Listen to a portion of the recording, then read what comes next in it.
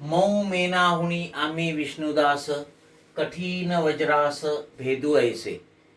या ओळीतील मऊ मेनाहुनी याचा ध्वन्यार्थ आपल्याला सांगायचा आहे.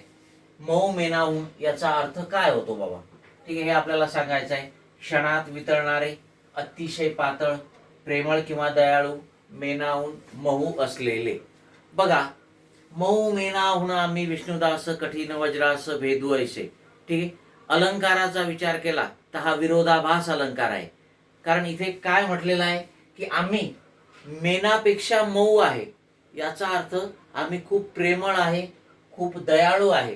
पण प्रसंग जर आला तर कठीण वज्राशी भेदू ऐसे, आम्ही कठीण वज्र म्हणजे दगड, त्या दगडाला सुद्धा भेदून आरपार जाऊ एवढे कठीण सुद्धा आहे.